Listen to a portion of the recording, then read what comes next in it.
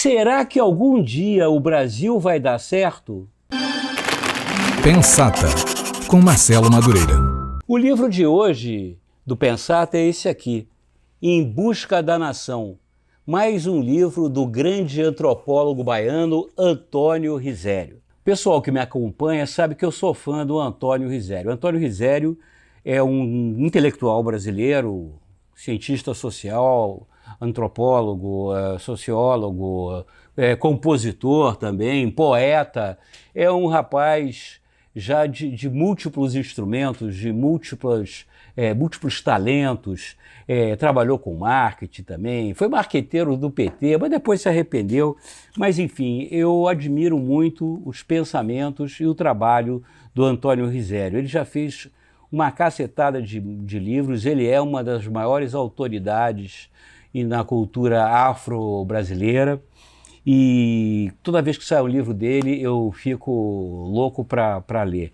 Esse Em Busca da Nação, que é um livro aqui editado pela Top Books, foi uma dica até do meu compadre caceta Beto Silva.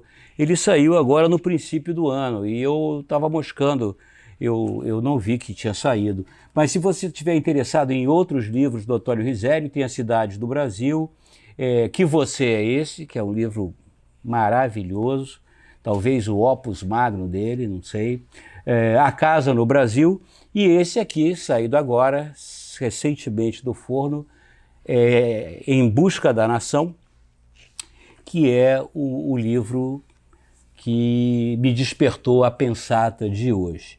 Antes de mais nada, não se esquece já de dar aquele like, compartilhar com os amigos, né? Assinar o meu canal, marcar o sininho, esse sininho aqui que acabou de tocar, né?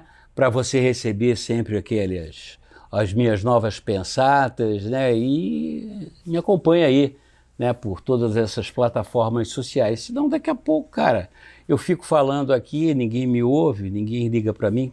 O livro já traz na abertura um aforismo, um pensamento, né, do Sêneca, que diz o seguinte: se a pessoa não sabe para que porto ela está navegando, nenhum vento é favorável. E esse livro veio de encontro ao meu estado de espírito, né? Hoje, já há algum tempo, né, eu ando muito de saco cheio do Brasil, eu ando muito sem esperança no Brasil. Eu acho que muita gente deve estar com esse mesmo sentimento, né?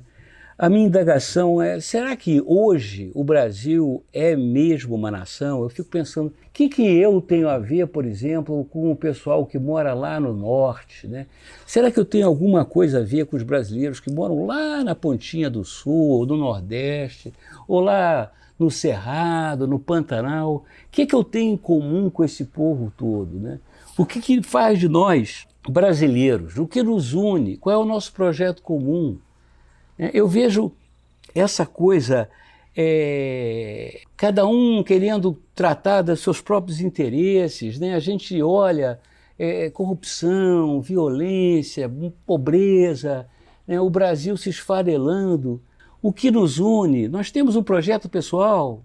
Para onde é que a gente vai? Qual é o nosso futuro? Vale a pena apostar no Brasil? Será que a solução mesmo é todo mundo se mandar para Portugal, né? Interrompemos esse programa sem nenhum motivo, só para a exibição da piada eleitoral gratuita. Vocês me conhecem.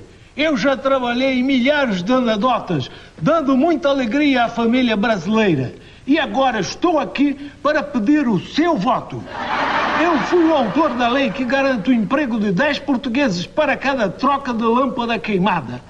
E para aqueles que duvidam da minha capacidade intelectual, quero dizer que montei um quebra-cabeças em 6 meses, quando na caixa estava escrito que era de 2 a 4 anos.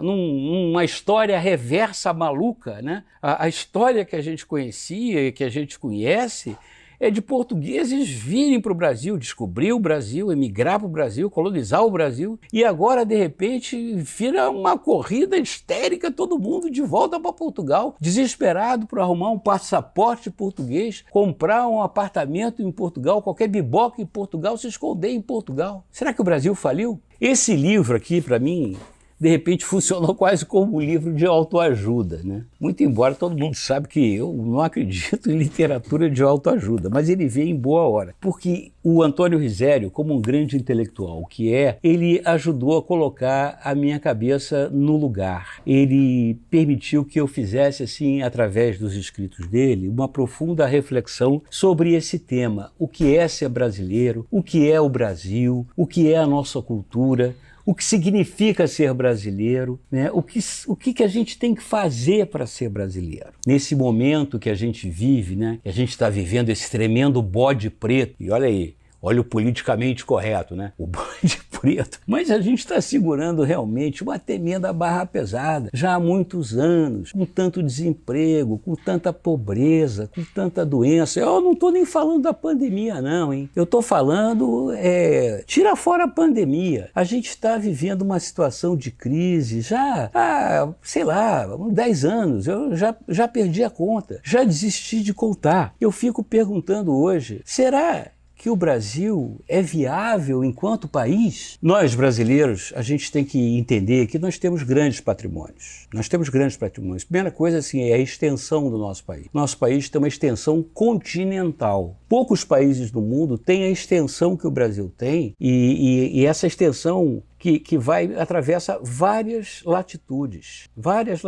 Então a gente tem desde o clima temperado no sul ao clima tropical no norte. Nós temos um patrimônio que é a nossa flora e a nossa fauna, principalmente o patrimônio ambiental, o patrimônio da floresta amazônica. Muitos imbecis, né, querem transformar num deserto, querem asfaltar, fazer um enorme estacionamento. A Amazônia, a floresta amazônica, talvez seja o nosso maior tesouro, o nosso maior patrimônio.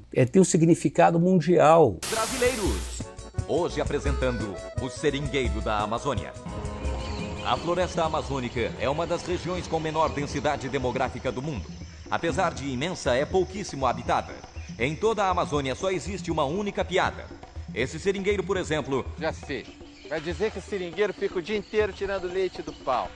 Não aguento mais isso. Seringueiro tira leite do pau. Seringueiro tira leite do pau. Tem um significado, uma importância para o clima mundial, planetário. Nós temos também uma população imensa. Mais de 200 milhões de brasileiros. E mais que isso, uma população totalmente miscigenada, misturada. Isso é muito importante na nossa cultura. Eu, desde criança, aprendi isso. Essa mistura do branco, do índio, do negro, esse cadinho, né, de misturas que fez a civilização brasileira, você praticamente não encontra em lugar nenhum do mundo. Que fez uma cultura própria, fez uma língua própria, fez uma arte própria, uma cultura, como já falei, uma literatura, uma música, um teatro, uma artes plásticas, uma maneira de pensar, de se divertir, de ver o mundo. Isso forja uma nação, mas não é o suficiente. Nós temos também grandes desvantagens. As nossas desigualdades, principalmente as nossas desigualdades econômicas e sociais, a nossa imensa pobreza.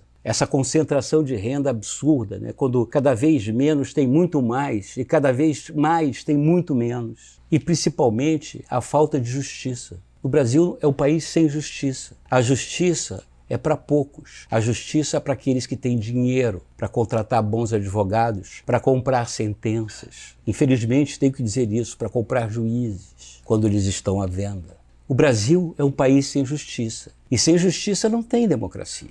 O que existe no Brasil é um pastiche de justiça, é um fingimento de justiça que protege uma minoria, esquecendo toda uma grande maioria, que enche as penitenciárias, que fica aí à margem da justiça, à margem do direito. Existem, portanto, dois Brasis. Aquele que vive pendurado às custas do aparelho do Estado. Aí temos ricos, temos classe média, temos gente pobre, temos empresários, temos funcionários públicos, servidores públicos também, funcionários estatais, né? Temos magistrados, muitos, promotores, procuradores, temos, enfim, todo esse aparelho, tem políticos, a classe política toda.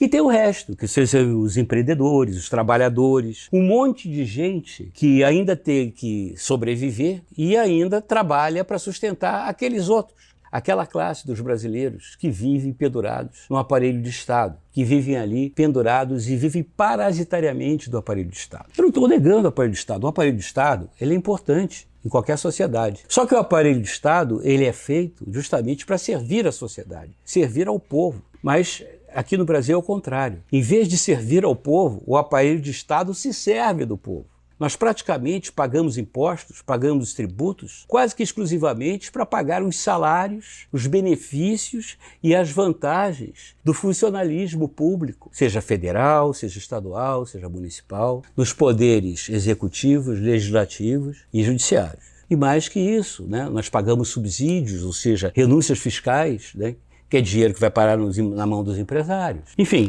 é uma carga tributária imensa que não vai em benefício de todos, da coletividade. Não vai em benefício de hospitais, de educação, de segurança, não vai em benefício de melhorar as estradas, de fazer esgoto, não. Vai só para a manutenção de um aparelho de Estado que é caro e disfuncional, que não presta serviço praticamente nenhum à sociedade. Sintetizando, os males do Brasil são os quatro principais. O corporativismo, o patrimonialismo, o fisiologismo e o nepotismo / compadrismo. Mas que são esses troços, Marcelo Madureira?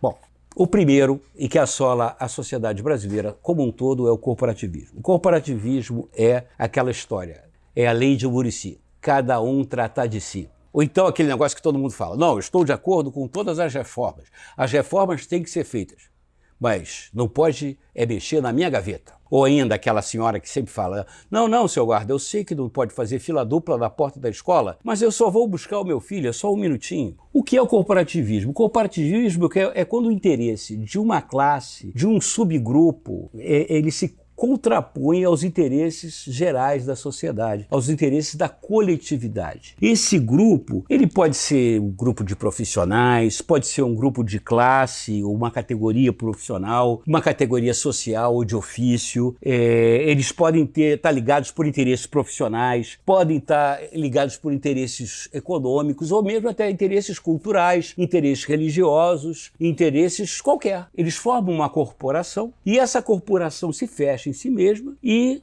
declara que seus interesses corporativos, eles se superpõem, eles são maiores que os interesses da coletividade e que os interesses nacionais. Os interesses, né, vamos supor assim, da classe, dos delegados de polícia, são mais importantes que os interesses dos brasileiros. Isso é uma suposição, isso é um exemplo. Não quero dizer que isso seja verdade. Os imbecis vão pensar que eu estou dando um exemplo verdadeiro. Não se trata disso, é um exemplo. Pode ser um exemplo infeliz, inclusive. Mas, enfim, é só para exemplificar, para ver se vocês entendem. Mas isso é o que é o corporativismo. É quando os interesses de uma corporação, de uma parcela, de uma fração da sociedade, ela se sobrepõe, ela quer se sobrepor aos interesses demais da nação. Ela não quer abrir mão dos seus direitos, das suas benesses, das suas vantagens, né, dos seus privilégios em função da maioria. Um outro exemplo, esse aqui talvez seja melhor, né? Os funcionários públicos, por exemplo, se aposentam com o mesmo salário que tem na ativa. Os funcionários do setor privado não, eles têm aquela tabela do INSS, né, que o máximo é, se não me engano, 6 mil, 7 mil reais. Um funcionário que trabalha e recebe na ativa 20 mil reais no setor público, ele vai se aposentar com 20 mil reais. Um camarada no setor privado que tem o salário de 20 mil reais, não, ele vai se aposentar no máximo com 6, 7 mil reais. Já é um grande desvirtuamento, né?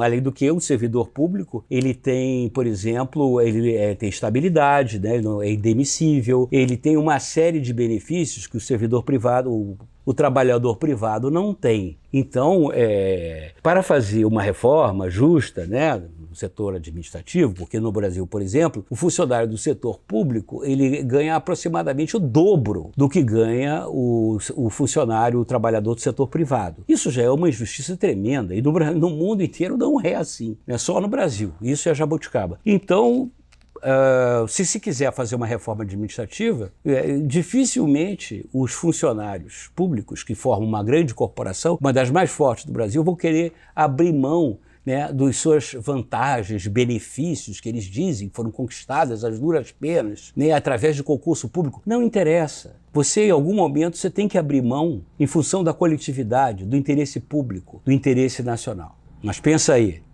você que é funcionário público, você abre mão? Escreve para mim, do Videodó. O Brasil é campeão mundial de corporativismo. Não é só no setor público, não. Desde as torcidas organizadas de futebol até a bancada evangélica. Depois que a imensa torcida do Flamengo conseguiu a façanha de tirar o time da zona do rebaixamento, classificando o rubro-negro para a Libertadores, a galera agora está sendo requisitada para resolver outros graves problemas. Ô chefia, desculpa incomodar, mas é que eu tô há 32 anos na firma e eu nunca pedi um aumento, nunca pedi uma promoção. E por isso que eu acho que é justo pedir agora que... Ô, seu João, o senhor tá maluco? Se eu nunca te dei promoção, por que eu vou te dar agora? É que agora eu tô com o apoio da torcida, né? Vai, abre logo essa mão!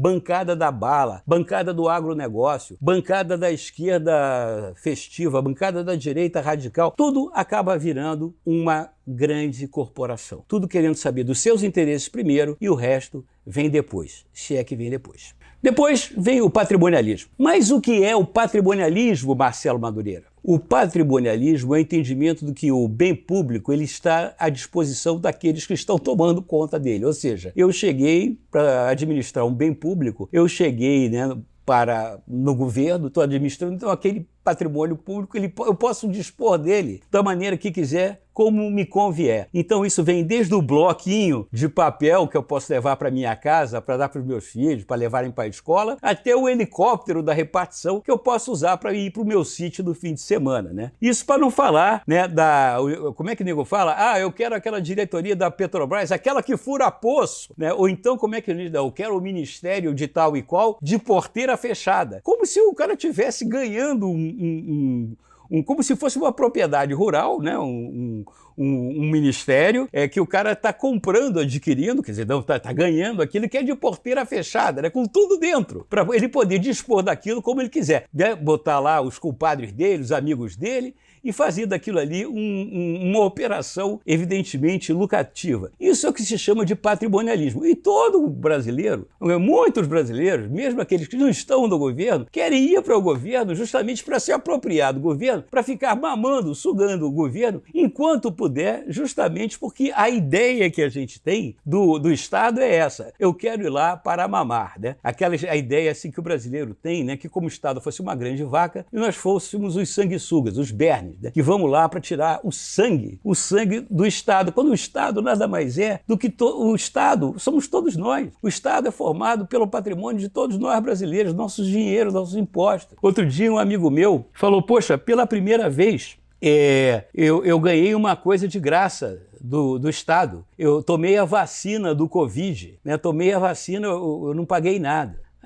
Depois eu pensei um pouco quando eu cheguei em casa, não, que isso? A vacina, quem pagou foi você. Aliás, fomos todos nós. A vacina é comprada com dinheiro público. O dinheiro público veio dos impostos. E imposto no Brasil todo mundo paga, inclusive os pobres. Quando compram uma caixa de fósforo, eles pagam imposto. Quando eles compram 1 quilo de carne, eles pagam imposto. 1 quilo de arroz, 1 quilo de feijão, você paga imposto. É com esse dinheiro que se compra a vacina. É com esse dinheiro que você paga o Gilmar Mendes. É com esse dinheiro que você paga o Bolsonaro. É com esse dinheiro que você paga o deputado, o senador, o funcionário público. E a vacina do Covid. Então não tem nada de graça, não existe almoço grátis. E como consequência dessa história toda vem o nepotismo, ou compadrismo. Nepotismo vem de nipote, italiano, de neto, né? O favorecimento, né, dos apaniguados, dos parentes. Né? Então aqui, Nando, você arruma um emprego para o meu filho aí, no teu tribunal, que eu arrumo um emprego para tua filha aqui na minha banca de advocacia, e fica essa troca de favores, né? E aí, de repente, o meu outro filho casa com a filha ali do juiz fulano de tal, ou do ministro não sei o quê, e você vai fazendo essa troca de favores, né? E todo mundo acaba se beneficiando, quer dizer, todo mundo. Todos que estão no poder, né? E aqueles que não estão no poder, que são a grande maioria, ou seja, nós, ficamos chupando o dedo. Aliás, último agora é o fisiologismo. O fisiologismo é outro mal que tem no Brasil, que é aquela coisa de você que está no poder, tem um cargo de poder, e você fica exercendo esse poder, em vez de ser em benefício do público, em benefício geral, você fica passando leis, mandando verba em troca de benefícios próprios, né? Em benefícios à sua pessoa, em vez de você legislar, em vez de você gerir, fazer a gestão do patrimônio público em função do benefício público. Isso aí, em linhas gerais, né, radicalizando, pode se chamar também de corrupção ou prevaricação. Ufa, cara, acabei com os bailes do Brasil. Acabei de descrever. Pois bem, nada disso que eu acabei de falar está aqui no livro do meu amigo Antônio Risério, meu amigo. Gostaria muito que ele fosse meu amigo. Nunca trocamos nenhum. Só eu que escuto ele e ele não me escuta. Em Busca da Nação, um livro que eu recomendo muito. Mas no livro está, na verdade, uma profunda reflexão sobre a nação brasileira. Primeiro, aliás, ele faz ele escreve muito bem, reflete, nos leva a refletir, nos leva a pensar sobre o que significa ser uma nação, o que faz de um povo uma nação, o que constrói uma nação, através de vários ensaios. São 28 ensaios, muito interessantes, que começa com a ideia da nação, depois vem com vários exemplos da nossa história, né, de momentos da nossa história em que houve a afirmação da nação brasileira. A nossa afirmação como nação, sobretudo em alguns momentos que eu destaco, por exemplo, como a abolição da escravatura, que é muito importante se ler, e aqui a historiografia brasileira, ou seja, de que maneira os nossos historiadores fazem a leitura da história do Brasil, que tem duas grandes leituras, né? Antes do golpe de 64 e posterior ao golpe de 64. E aí, para não fazer spoiler do livro, eu só digo assim que uma visão maniqueísta, esquerdista, pós o golpe de 64, acabou criando distorções realmente bastante complexas, né, na leitura da história do Brasil, que hoje acabaram trazendo complicações numa leitura correta e até na própria unificação da nação brasileira. Se você quiser entender esse negócio, leia o livro. Mas esse livro realmente despertou, talvez, a minha, não esperança, mas a curiosidade de entender ou procurar pensar melhor no que a gente está vivendo hoje, né, no que eu falei lá no início do meu programa, nesse enorme bode preto que a gente está vivendo, e quais são as perspectivas que a gente tem para o futuro. Né, uma coisa interessante que me levou a pensar, né, que, aliás, eu sempre digo isso, né, eu sou de uma geração que viveu o mundo bipolar, né, numa época era Estados Unidos de um lado, União Soviética do outro, o capitalismo e o socialismo. E a União Soviética desmanchou, acabou. Por ser inviável, ela derreteu. E era uma potência nuclear. Era duas grandes potências do mundo, Estados Unidos de um lado, União Soviética do outro. E isso não quer dizer, por exemplo, que o Brasil não possa acabar de um dado momento. É uma responsabilidade nossa, de cada um de nós, manter a integridade da nação brasileira. E isso demanda esforço, isso demanda realmente dedicação e interesse. A gente precisa buscar convergência, buscar união e buscar a generosidade cívica para isso. E é preciso haver leitura, haver educação, reflexão, para a gente poder realmente refundar, forjar a nação brasileira. Mesmo porque, como ele mesmo diz no livro, nenhuma nação é eterna, né? Você vê os egípcios, né? os assírios, os hunos, né? Os normandos, os romanos, várias e várias nações nasceram, frutificaram e tiveram o seu apogeu e acabaram. Provavelmente o Brasil, podemos estar distante, ou não tanto disso, mas ele não será eterno. E talvez a gente, por ter uma cultura forte, por ter fundamentos fortes, a gente pode até existir enquanto nação, mas não existir mais enquanto país, extensão territorial, mas pode existir enquanto um contingente cultural. Um exemplo disso é a grande nação rubro-negra. E o poder da galera rubro-negra de vencer os mais difíceis desafios já chamou a atenção das mais altas e barbudas autoridades da República. Como é que é? Vocês não votam nem sai de cima. E a CPMF? Esse meu impostinho sai ou não sai? Ah, não vou provar não, é? Então vocês vão ver só, pessoal. Bota logo isso, meu irmão, que depois tem gelada. A nação rubro-negra não tem território nem tem economia. No entanto, existe a nação rubro-negra, porque a nação rubro-negra tem um ponto em comum, torcer pelo Flamengo, e tem um objetivo em comum, que o Flamengo ganhe todos os títulos. Existe, sim, a nação rubro-negra, de fato. Antônio Risério também não deixa de dar sua tradicional paulada nos movimentos identitários, né? Nesses movimentos sexistas, neo-africanos, neo-negros, né? e homoafetivos, que, na visão dele e na minha também, são muito prejudiciais às lutas que realmente interessam, que é a luta contra a ignorância, contra a miséria e a pobreza. Não que essas questões não sejam importantes, mas elas são subjacentes às questões mais importantes, que é a luta contra a miséria, contra a ignorância, porque num país onde a miséria é menor, a ignorância é menor, não tem racismo, não tem tanto preconceito, se aceita o diferente, tem mais tolerância, não é verdade? Então eu recomendo para vocês Em Busca da Nação, de Antônio Risério, sem antes lembrar para vocês assinarem o meu canal, compartilharem o meu vídeo, marcarem também ali no sininho, mandarem seus comentários e me seguirem nas outras redes sociais. E até o próximo Pensata. Para vocês, um beijo, um queijo e tchau.